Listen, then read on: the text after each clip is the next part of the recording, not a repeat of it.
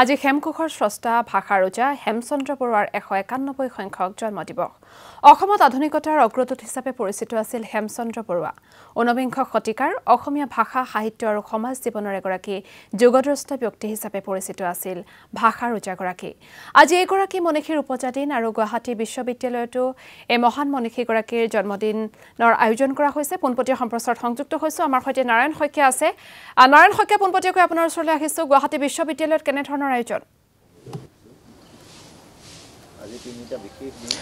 হয় চাওক যে আজি ভাষা ৰজা হেমচন্দ্ৰ বৰুৱাৰ জন্মদিন আৰু 151 সংখ্যক যি জন্মদিন, সেই জন্মদিন গুৱাহাটী বিশ্ববিদ্যালয়ৰ যি প্ৰাংগণ, সেই প্ৰাংগণৰ যি তেওঁৰ প্ৰতিমূৰ্তি আছে, সেই প্ৰতিমূৰ্তিৰ ইতিমধ্যে সন্মুখত আয়োজন কৰিছে আৰু শ্ৰদ্ধাঞ্জলি অনুষ্ঠানত ইতিমধ্যে দেখিবলৈ পাইছে যে ইলোৰা বিজ্ঞান মঞ্চৰ যিসকল সভাপতি সম্পাদক প্ৰমুখ্যে যিসকল সদস্য, লগতে ইলোৰা বিজ্ঞান মঞ্চৰ যিসকল ছাত্ৰ, তেওঁলোক ইতিমধ্যে আহি উপস্থিত হৈছেহি।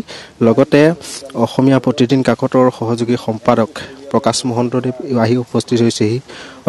স্বাধীন প্ৰতিদিন গোষ্ঠীৰ সঞ্চালক ঋষি বৰুৱা আহি উপস্থিত হৈছেহি আৰু গুৱাহাটী বিশ্ববিদ্যালয়ৰ যি ইতিমধ্যে প্ৰতিমূৰ্তি আছে, সেই প্ৰতিমূৰ্তি ইতিমধ্যে তেনেকৈ সজাই পৰাই তোলা হৈছে আৰু প্ৰতিদিন গোষ্ঠীৰ প্ৰতিদিন টাইমৰ কাৰ্যবাহী সম্পাদক ইতিমধ্যে সুনীত ভূঞা আহি উপস্থিত হৈছেহি আৰু ইতিমধ্যে বহু লোকে আহি উপস্থিত হৈছেহি। আমি ইতিমধ্যে দেখুৱাইছোঁ আৰু আজিৰ দিনটো বিশেষকৈ কুসংস্কাৰ বিৰোধী দিৱস হিচাপে পালন কৰা হয় আৰু ইলোৰা বিজ্ঞান মঞ্চৰ উদ্যোগতে এই দিৱস ইতিমধ্যে পালন কৰা হৈছে আৰু এই মুহূৰ্তত প্ৰকাশ মহন্তই ভাষণ ৰাখি আছে। তেখেতৰ ওচৰলৈ যাব বিচাৰিছোঁ। আমি আজিৰ এই অনুষ্টুপীয়া শ্ৰদ্ধাঞ্জলি কাৰ্যসূচী আৰম্ভ কৰিব খুজিছোঁ। তাৰ বাবে আমি প্ৰথমে আমন্ত্ৰণ জনাব খুজিছোঁ আমাৰ জ্যেষ্ঠ আৰু হেমচন্দ্ৰ বৰুৱাৰ বিজ্ঞান মনস্কতাক সমগ্ৰ ৰাজ্যলৈ বিয়পাই নিয়াৰ ক্ষেত্ৰত অগ্ৰণী ভূমিকা লৈ অহা ইলোৰা বিজ্ঞান মঞ্চৰ সভাপতি, নৱনিৰ্বাচিত সভাপতি মনোৰঞ্জন শৰ্মা আমাৰ মাজত আছে। তেখেতক মই আৰু সাধাৰণ সম্পাদক এই দুজনক প্ৰথমে বন্তি প্ৰজ্বলন কৰিবলৈ ইতিমধ্যে ইলোৰা বিজ্ঞান মঞ্চৰ সভাপতি সম্পাদক প্ৰমুখ্যে যিসকল উদ্যোক্তা, তেওঁলোকে শ্ৰদ্ধাঞ্জলি আগবঢ়াইছে আৰু এই মুহূৰ্তত বন্তি জ্বলাবলৈ তেখেতলোকে আগবাঢ়িছে আৰু আজিৰ দিনটো বিশেষকৈ কুসংস্কাৰ দিৱস হিচাপে পালন কৰি আহিছে আৰু সেই দিনটো পুৱাৰে পৰা ইতিমধ্যে ইয়াত ঋষি বৰুৱা আমাৰ মাজত উপস্থিত আছে। তেখেতকো বন্তি প্ৰজ্বলনৰ কাৰণে অনুৰোধ জনাইছোঁ।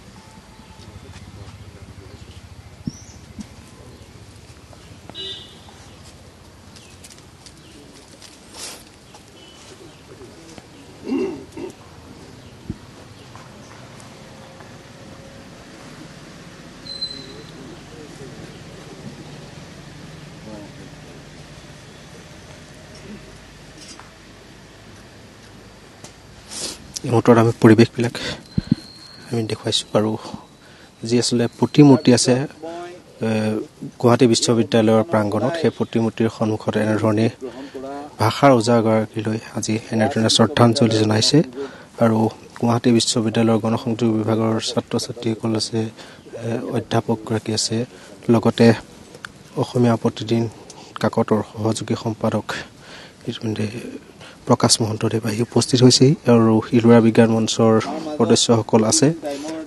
প্ৰতিদিন কাকতৰ কাৰ্যবাহী সম্পাদক সুনীত ভূঞা এই মুহূৰ্তত শ্ৰদ্ধাঞ্জলি জ্ঞাপন কৰিছে আৰু স্বাধীন প্ৰতিদিন গোষ্ঠীৰ সঞ্চালক ঋষি বৰুৱাই শ্ৰদ্ধাঞ্জলি জ্ঞাপন কৰিছে। আমি পোনে পোনে গুৱাহাটী বিশ্ববিদ্যালয়ৰ এই পৰিৱেশ শ্ৰদ্ধাঞ্জলি অনুষ্ঠানৰ এই পৰিৱেশ আমি এই মুহূৰ্তত দেখুৱাইছোঁ আৰু আজিৰ দিনটো বিশেষকৈ কুসংস্কাৰ বিৰোধী দিৱস হিচাপে পালন কৰা হয় আৰু প্ৰতি বছৰে ইলোৰা বিজ্ঞান মঞ্চই এই অনুষ্ঠানটোৰ আয়োজন কৰি আহিছে।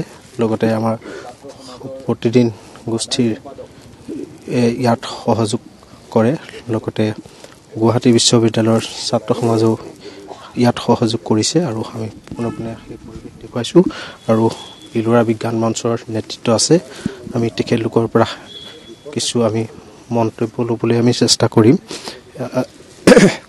আজিৰ দিনটো কুসংস্কাৰ বিৰোধী দিৱস হিচাপে আপোনালোকে প্ৰতি বছৰে পালন কৰি আহিছে আজিৰ দিনটোত কি ক'ব ইতিমধ্যে সকলো আহি শ্ৰদ্ধাঞ্জলি জনাইছে আপোনালোকেও উদ্যোগ লৈছে আজি হেমচন্দ্ৰ বৰুৱাৰ জন্মদিৱস আৰু এই জন্মদিৱসটো ইলোৰা বিজ্ঞান মঞ্চৰ প্ৰতি বছৰে কুসংস্কাৰ আৰু অন্ধবিশ্বাস বিৰোধী দিৱস হিচাপে পালন কৰি আহিছে গতিকে আজিও এইবেলি আমাৰ কেইবাটাও প্ৰগ্ৰেম সমগ্ৰ অসমতে আজি উদযাপিত হ'ব তাৰ আগে ঠিক ৰাতিপুৱাই আমি গুৱাহাটী বিশ্ববিদ্যালয়ত প্ৰতিষ্ঠা কৰা হেমচন্দ্ৰ বৰুৱাৰ প্ৰতিমূৰ্তিত আমি মাল্য অৰ্পণ কৰোঁ এইটো সেই উপলক্ষে আজি আমাৰ এই অনুষ্ঠান এতিয়া চলি আছে কথাটো হ'ল হেমচন্দ্ৰ বৰুৱাক আমি কিহৰ কাৰণে প্ৰতি বছৰে আমি স্মৰণ কৰোঁ আজি আমি দেখা গৈছে যে ৰাজনৈতিকভাৱে হওক বা সামাজিকভাৱে হওক অন্ধবিশ্বাস আৰু কুসংস্কাৰে গোটেই সমাজখন চানি ধৰিছে আৰু তাৰ বিৰুদ্ধে আজিৰ পৰা প্ৰায় 191 বছৰ আগতে হেমচন্দ্ৰ বৰুৱাই যি নিদৰ্শন দেখুৱাই থৈ গৈছে গতিকে সেইটো যেন আজিও আমাৰ সমাজত এতিয়াও হৈ উঠা নাই আৰু এই মুহূৰ্তত ধন্যবাদ জ্ঞাপন কৰিছোঁ আপুনি গুৱাহাটী বিশ্ববিদ্যালয়ৰ পৰা পৰিৱেশ দেখুৱাৰ বাবে